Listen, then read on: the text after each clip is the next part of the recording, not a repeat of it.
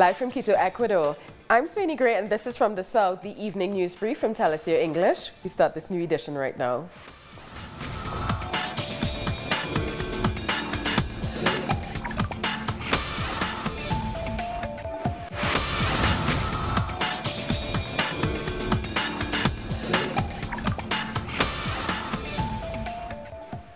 We begin in Venezuela, where the Constituent Assembly has begun debating a new law to regulate the prices of basic goods. The law on agreed prices is intended to bring together local food communities, the government and the private sector to set prices on some 50 essential commodities. Venezuela has had price controls and subsidies for more than a decade to ensure affordable access for all sectors of society. But hoarding and speculation have driven many prices up significantly. And just as Venezuela has begun to restructure its foreign debt, the ratings agency Standard & Poor announced the country was in selective default. On Monday, Venezuela's vice president met with the vast majority of Venezuela's private creditors to begin the restructuring process. The Venezuelan government has repeatedly said it will never default. The announcement by the ratings agency caused consternation on international markets, with some investors asking for clarification. The Venezuelan Foreign Minister, Jorge Arreaza, has been meeting with the European ambassadors in Caracas after the EU's decision to impose sanctions on the country. A communiqué from the Foreign Ministry says the measures against the Venezuelan people are illegal, absurd and inefficient, and show the subordination of the EU's institutions to the rulings of the US administration. Coming on the eve of a planned resumption of dialogue with Venezuela's opposition, it says the sanctions seek the failure of those talks and encourage those who have generated political violence. Something that calls our attention, that we can't import equipment for public order from European countries. They use the equipment there for repression. Well, they should have applied that restriction to the European Union member state that a few days ago used anti-riot gear to keep the public away from the ballot box.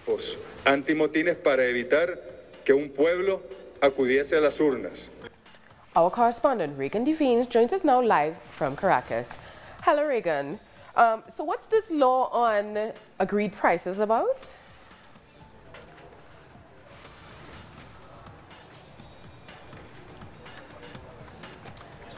Hi, Sonia. Good evening to our viewers on Telesur English. Yes, this law of agreed prices, just late this afternoon, the National Constituent Assembly, led by Delcy Rodriguez, started debating this and talking more on it. It's a new move by Venezuela to start tackling the issue of speculation, of rising prices, and it's a move by the government to, quote-unquote, protect the economy this coming Christmas. So this law of agreed prices is a collaborative effort between the government, the private sector, and the CLAP committees, which are the committees that are in control of distributing and selling those food containers, those food bags, much reduced prices of foods that are quite often way too expensive when found on the streets, when found in the supermarkets. Now, why are they so expensive on the supermarkets on the streets? Well, because over the past year or so or more, companies, private firms, supermarkets, bachaqueros, have been more or less running amok in terms of prices that are out of control, that seem to correlate with the consistent and gradual increase in the black market rate of the US dollar. Right now, it's at about 50,000 bolívares per US dollar. The same time last year, it was about 10,000 Bs, and the year before that, it was about 1,000 Bs. So as the black market price rises, the price of food rises as well.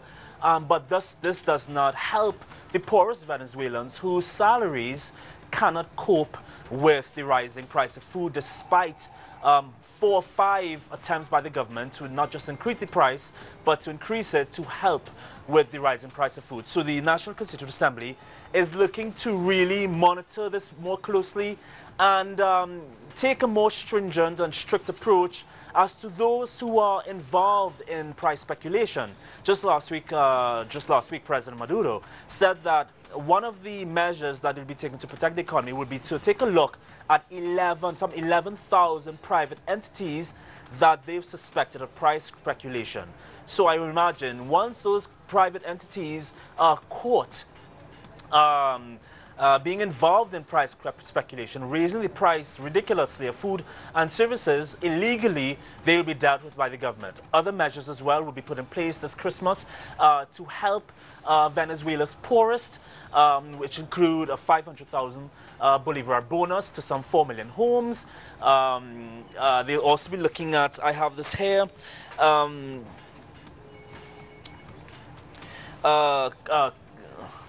excuse me, Sonia, it's quite a bit of stuff that they have here. Renegotiation as well, obviously, of the debt issue, financial, that they have recently been discussing as well. Sonia, excuse me, I've been losing my train of thought. So they'll be looking at quite a few measures to be helping Venezuelans this Christmas, and the NSC is on top of this as well, Sonia. And quick question, any more news on the debt restructuring that Venezuela is currently undergoing? Are you hearing me? Well, we recently heard from Jorge Rodriguez, who is the Minister of Communications and Information, and he as well has denounced the EU Security Council, the United States, all of those organizations and countries that have more or less grouped together to issue sanctions and embargoes against Venezuela, being called some of the strictest in quite a while, since Nicaragua, since Cuba. And so he said that the government will be taking a proactive approach to dealing with this, making sure that Venezuelans at the core of this are protected. Today they announced that they've started the repayment of this international debt. We don't have the exact amount, if they've actually made any transfers thus far, but of course this is all complicated because of the U.S. Sanctions against Venezuela that prevents Venezuelans from conducting any business whatsoever with U.S. citizens in the United States or in any U.S. territories. Thank you so much for that. So we've been talking to Regan Devines, our correspondent in Caracas, about the new law on agreed prices, and as you just heard, Venezuela has already started the process of repaying its debts. On to another news now. Former Puerto Rican political prisoner Oscar Lopez Rivera received the Order of Solidarity Medal in Cuba while on his first official trip since being freed in May. Oscar Lopez Rivera received recognition from the State Council at the Jose Marti Memorial at Revolution Square. The activist will travel to several provinces around the country. Oscar Lopez Rivera was jailed in the United States for 36 years, accused of conspiracy. It's yet to be known if he will meet President Raúl Castro while in Cuba. Puerto Rico has been a big beneficiary of the Cuban struggle. Cuba has been the biggest supporter of Puerto Rico's independence. For me, this moment makes me hope that maybe soon my country can be free and become part of a Caribbean federation. A dream that Betances and Martí had, and many other 19th and 20th century thinkers had as well. That we can really become one voice and one country with one goal: live in a better world. And we have more news in a minute, so stay with us.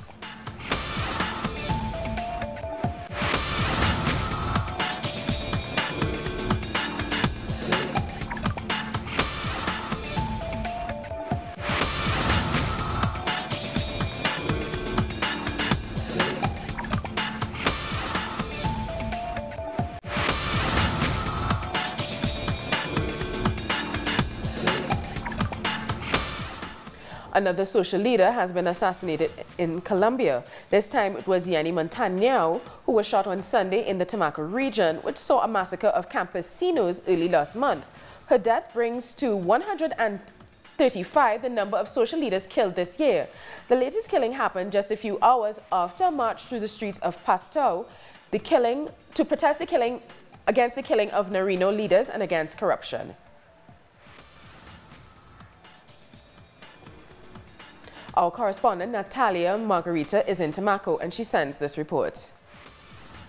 We are still in the city of Tumaco, located in the Colombian Pacific, following up on the rise of killings of social and community leaders here in Nariño. The most recent victim of this wave of violence has been 48-year-old Colombian leader Luz Jenny Montaño.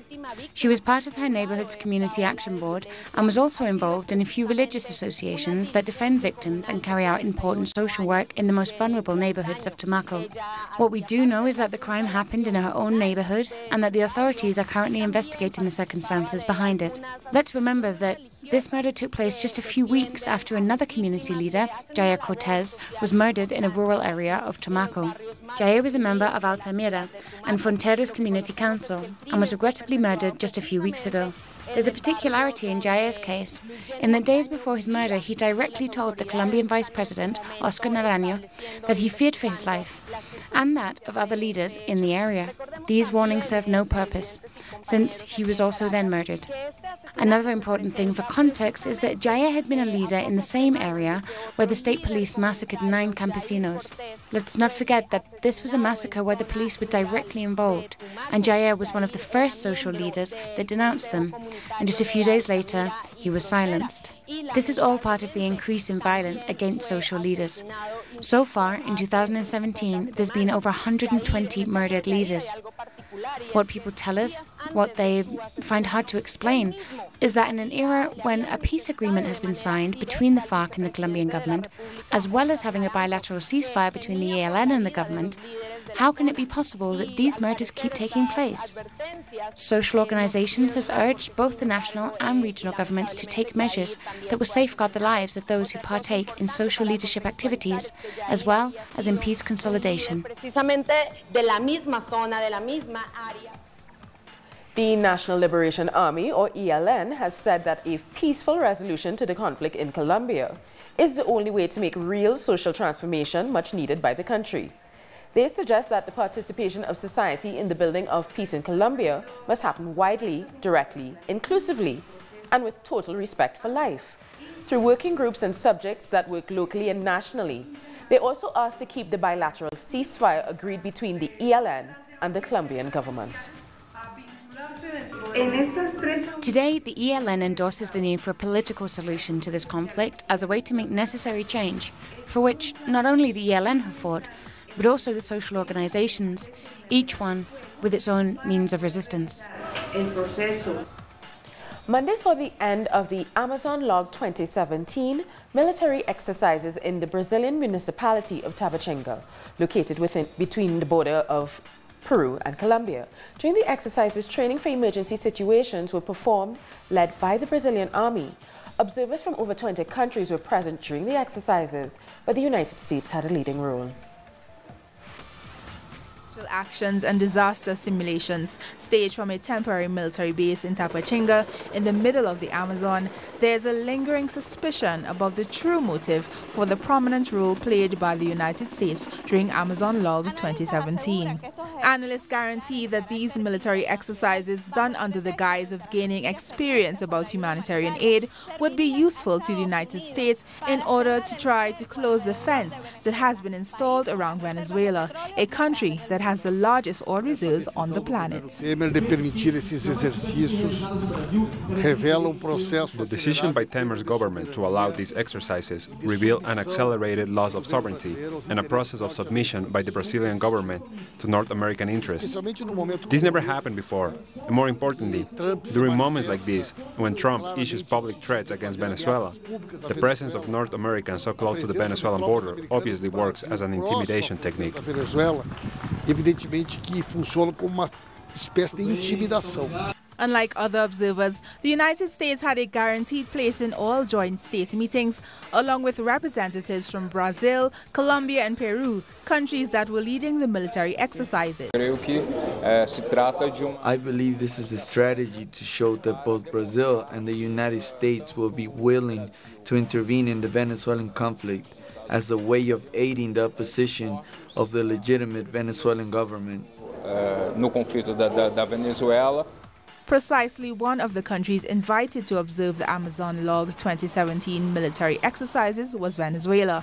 The military attaché from Venezuela in Brazil trusts that his host will maintain Latin America as a land of peace. Certainly, the presence of troops, of the media, of foreign elements in the region create worries. Regardless, we trust and we will always trust that the Brazilian army is an institution that guarantees the safekeeping of their land sovereignty, and therefore would never allow its territory to be used with the end of attacking a sister nation. The Bolivarian nation's worry is valid. Adding to the involvement of the United States Southern Command, there's the fact that the South American trio leading the military exercise, Brazil, Peru and Colombia, are aligned with the OAS policy of diplomatically suffocating Venezuela. For many, Amazon Log seems to be a token where humanism is but an excuse. Governmental efforts are underway in El Salvador to develop solutions for the hundreds and thousands of Salvadorians living in the United States under the Temporary Protected Status, TPS, which is at risk of cancellation. Donald Trump's announcement to revoke the TPS program has raised concerns for Salvadorian people. It has already revoked TPS for Nicaraguans and extended for 6 months permission for Hondurans. According to El Salvador's president, Sanchez Serén, the country is working to develop a permanent solution to the hundreds of thousands of Salvadorians covered under the program. We've signed alliances with law firms in the United States to fight for human rights, Salvadorans' human rights, and we're going to work with consultancies to help them to acquire their citizenship. With a possible suspension coming, Salvadorian Foreign Minister has developed measures like lobbying U.S. representatives, especially legalist advice for the 190,000 under TPS programs, and reform proposal to Salvadorians' laws for those repatriated. So all the inputs, equipment, vehicles that bring those who return may be tax exempt. For example, if there's people that want to come back and bring their working tools, well, they should bring them and not pay any tax. A second package are fiscal incentives, so that repatriates may start a business. Another program eliminated by the U.S. Department of Homeland Security on November 10 is the Uncompanioned Central American Refugees Minor Program. Churches in Guatemala, Honduras, and El Salvador condemned the suspension. There are more than 10,000 children and adolescents with deportation orders from the U.S. government. We condemn all these actions, and we're deeply outraged by this failure to respect their human right and the right for family reunification. A Salvadorian Representatives and Councilors Committee is traveling to the United States on December 6, looking for a permanent solution before the upcoming end of TPS. We'll be back very soon, so stay with us.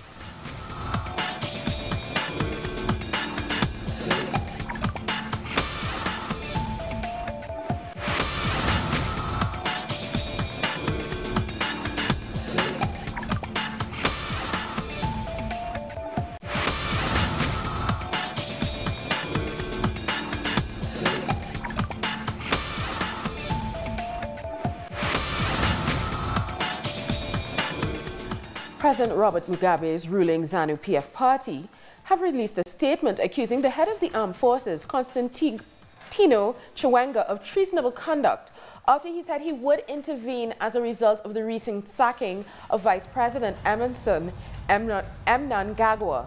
Mnangagwa was Mugabe's expected successor, but due to a recent purge of independence-era politicians, the military believe that Mugabe is making way for his wife Grace to take over the presidency in next year's elections.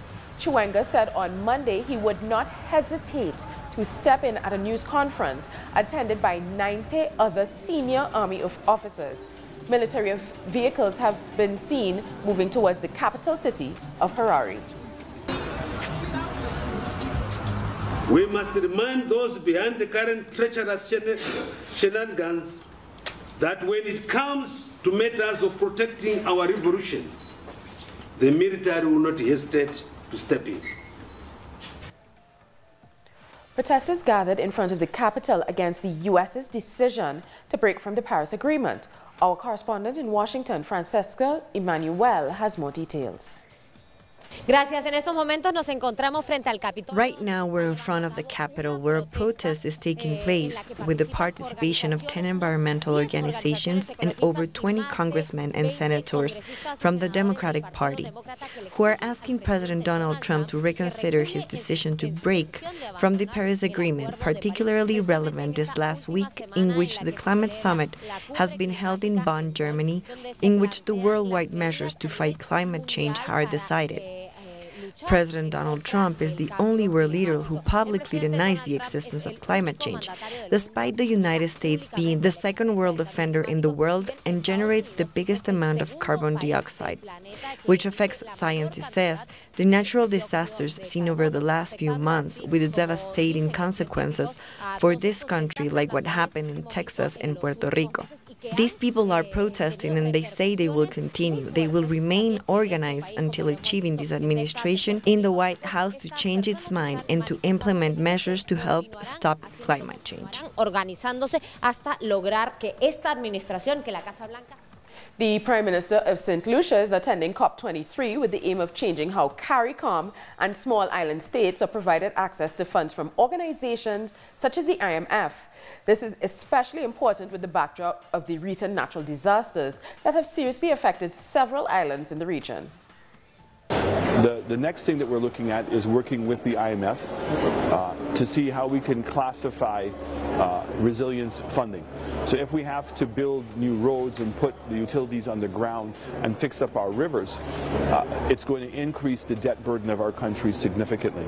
And we cannot continue to grow our economy the traditional way if in fact we have to take on this financial burden. So there's a meeting taking place in Jamaica on the 16th in which some of the leaders of the region, under the auspices of Andrew Holness, the Prime Minister of Jamaica, would be meeting specifically with the IMF.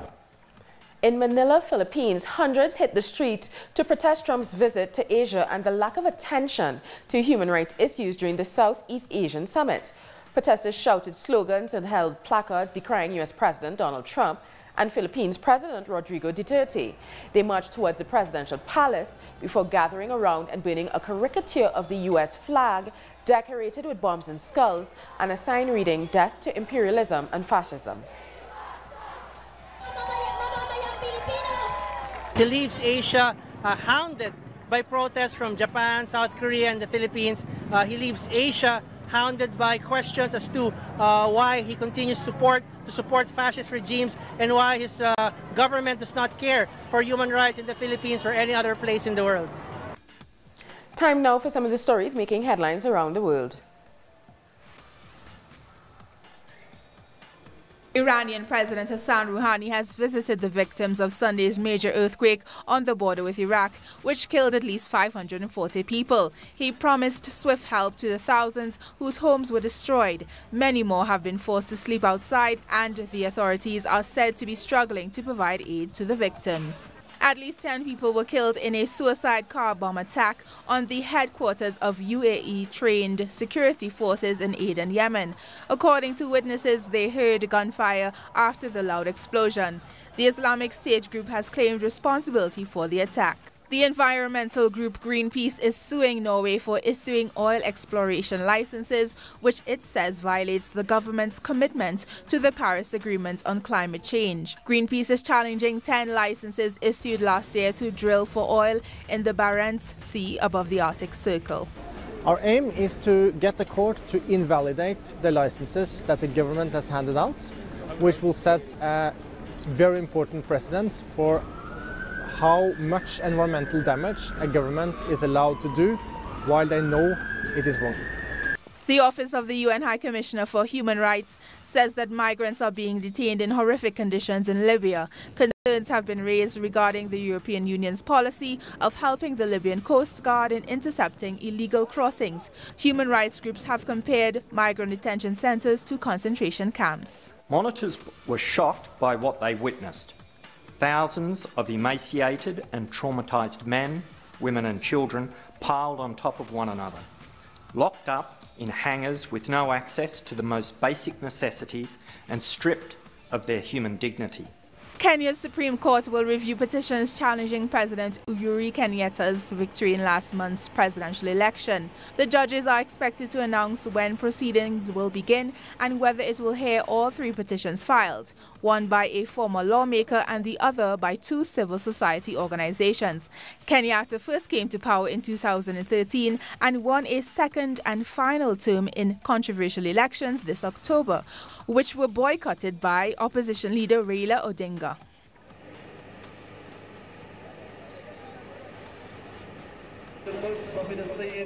The Prisoners Committee of Islamic and International Powers in the Gaza Strip on Tuesday held a press conference marking the 5th anniversary of Israel's military offensive on the coastal territory in 2012, which began with the assassination of Hamas military commander Ahmad al-Ja'bari Abu Muhammad. During the conference, Hamas leader Ahmad al-Raqib reassured the relatives of the Palestinian prisoners that the Palestinian resistance is more qualified today to reach a new prisoner swap deal with the occupation state. We confirm to the relatives of the hero Palestinian prisoners in the Israeli jails that the Palestinian resistance is more capable today of seizing more Israeli soldiers. We will follow Abu Muhammad's roadmap, which laid the basis for reaching the Shalit exchange deal with the Israeli occupation to achieve a new one. Ja'bari, the second in command of Hamas's affiliated military wing, was killed in an Israeli airstrike on his car in Gaza during the very first moments of the 2012 Israeli aggression on the Strip. Israel accused al-Ja'bari of masterminding for the capture of Israeli soldier Gilad Shalit in a cross-border raid in Gaza in 2006.